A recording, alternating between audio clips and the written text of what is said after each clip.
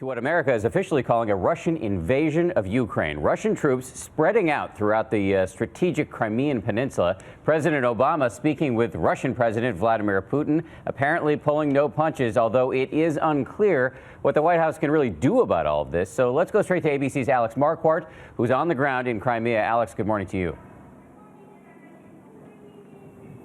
Good morning, Dan. The pressure from Russia is growing. Large groups of pro-Russia troops surrounding Ukrainian bases, ordering their forces off of them so they can occupy them. The international warning to Russia to end its invasion is being ignored.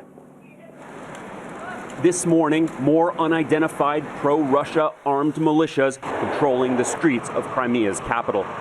These troops are standing guard just a few hundred feet away from a Ukrainian naval base. They have twice asked the base command to surrender. So far, they have refused. This is a Russian invasion, the U.S. says. It has no doubt these are Russian forces and has demanded their immediate withdrawal. The Russian military must stand down. The aspirations of the Ukrainian people must be respected, and political dialogue must be allowed to continue. Putin told Obama that Russia has the right to defend its interests and people in Ukraine. Russia! We've seen it for ourselves. This column of armored personnel carriers roaming the roads here in Ukraine's Crimea, where most people are Russian, while these shadowy pro-Russian forces here violently took over government facilities. It has fueled civilian unrest across eastern Ukraine. In one city, pro-Russia demonstrators rampaged through City Hall and brutally beat those who oppose them.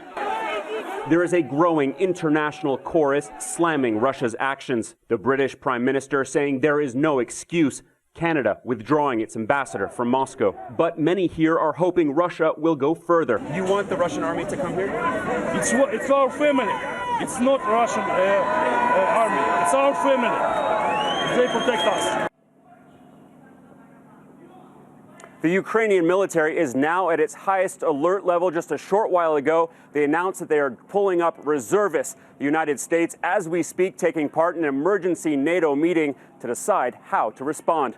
Dan, Diana? It's really unclear what the Ukrainian government can do or what the U.S. government can do. So let's talk about all of this with ABC's George Stephanopoulos, who will be hosting this week later this morning. George, good morning. Good morning. The president has said publicly that there will be costs if the Russians invade. Now they have. What kind of costs can we impose on them? Hard to figure out exactly what those would be. What the president has said already is the United States will stop planning for this G8 summit, which is supposed to be in Sochi, where the Olympics were just a few weeks ago. That's supposed to come up in June. So the United States could refuse to participate in that.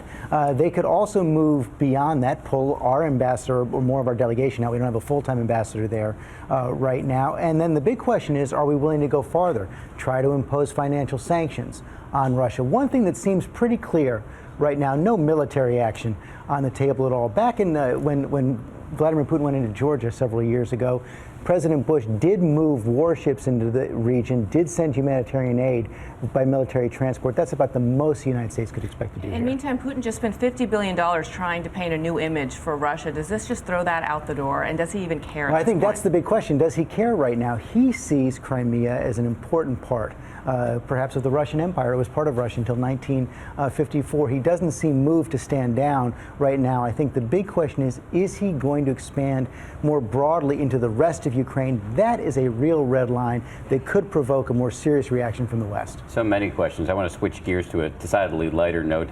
Pull back the curtain on the multi-layered, many-splendored life of George Jack of all trades. After talking geopolitics on this week, you're actually going to head out to L.A. to the Oscars. Airplane, going to the Oscars. Looking forward to it. It's always such a great night. Looking forward to being out there with Robin and Lara and Josh. And we're going to have a couple fun pieces also on This Week this morning as well. We're talking to Ben Affleck about his passion project in the Congo, but also Lara Spencer sat down with ESPN stat guru Nate Silver, and they have cracked the code. They have figured out what it takes to be a Best Picture. You can find out what it is on This Week. Nate moving on from sports to politics to now Hollywood. Kind of like George. Exactly. It's following in your footsteps. Thanks, George. Have a great time out there. Thank you. And as a reminder, This Week airs later this morning right here on ABC. George will crunch the numbers of the Oscars, as we just said, and of course have the latest news and analysis on the crisis in Ukraine.